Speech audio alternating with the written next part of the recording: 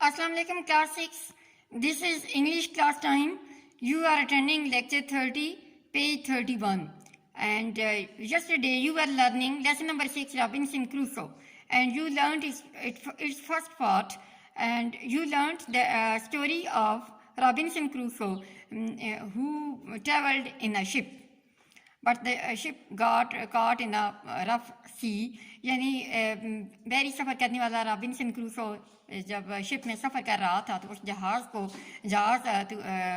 سمندر میں طوفان آ گیا.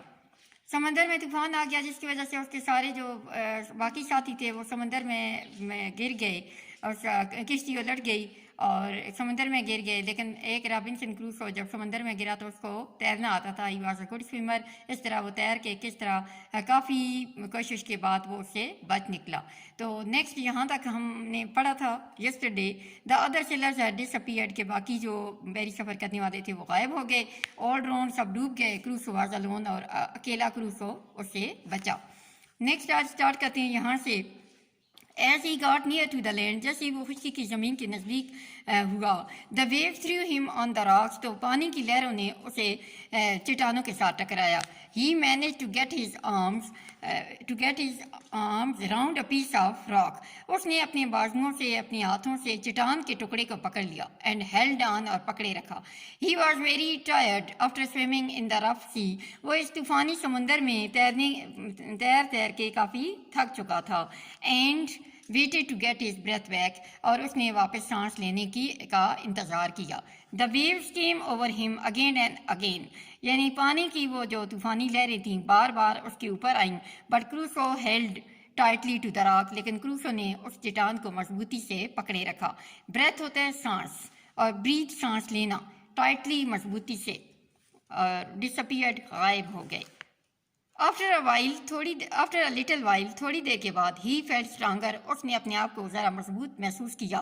He pulled himself up out of the water. اس نے اپنے آپ کو پانی سے باہر کھینچا, باہر نکالا. And began to run to the shore. اور ساحل کی طرف بھاگا. shore ہوتا ہے ساحل, ساحل کی طرف بھاگا. Again the waves came up behind him. دوبارہ پانی کی جو تیز لہریں تھیں اس کے پیچھے آئیں. But now he was nearly out of danger. تو لیکن اب وہ تقریباً خطرے سے باہر تھا. Nearly تقریباً اور danger خطرہ. In front of him was a steep cliff. steep ہوتا ہے ڈھلوانی اور cliff ہوتی ہے چٹان. اس کے سامنے ایک ڈھلوانی چٹان تھی. And Crusoe began to climb up. اور Crusoe نے اس چٹان کے اوپر چڑھنا شروع کر دیا. Wild sea birds, جنگلی سمندری پرندے, flew about him. اس کی طرف اڑ کر آئے. Below the angry waves beat against the rocks. اور نیچے سمندر کی جو طوفانی لہریں تھیں وہ چٹانوں سے ٹکرائیں. Foot by foot, ایک ایک قدم کر کے, he climbed slowly up and up. وہ آہستہ آہستہ اوپر چڑھا. At last, آخرکار, he reached the top. وہ اس چٹان کے اوپر پہنچ گیا. He was safe from the sea. اب وہ سمندر سے محفوظ تھا. He sank down on the ground. وہ اس زمین پر گر گیا. worn out, تھکا ہوگا. after his long climb, کافی دیر تک اس چٹان پر چڑھتے چڑھتے. تو یہ worn out ہوتا ہے تھکا ہوگا. after a short rest, تھوڑی آرام کے بعد he began to feel thirsty. اس کو پیاس محسوس ہوئی. he walked a little way. وہ ایک تھوڑے سے راستے پر چلا. and found a stream. اور ایک ندی کو پایا. at which he had a long drink. جہاں اس نے کافی پانی پیا. but he had no food. لیکن اس کے پاس کھانے کے لیے کچھ نہیں تھا. and nothing in his pockets. اور اس کی جیبوں میں بھی کچھ نہیں تھا. but a small knife. لیکن ایک چھوٹا سا چاقو تھا. ایک پائپ تھا. and some tobacco. اور کچھ تمباکو. night was coming on. رات ہو رہی تھی. and it began to grow dark. اور اندھیرا پھیلنا شروع ہو گیا. dark ہوتا ہے اندھیرا. Crusoe had to find a place to sleep. اب کروسو کو سونے کے لیے جگہ تلاش کرنا تھی. سیف, جو محفوظ ہو. فرام وائلڈ اینیملز, جنگلی جانوروں سے. He chose a large tree with spreading branches. اس نے ایک بڑے درخت کا انتخاب کیا جس کی شاخیں پھیلی ہوئی ہوں. اینڈ کلائمڈ اپ, اور اوپر چڑھا. انٹو اٹ, اس کے اوپر.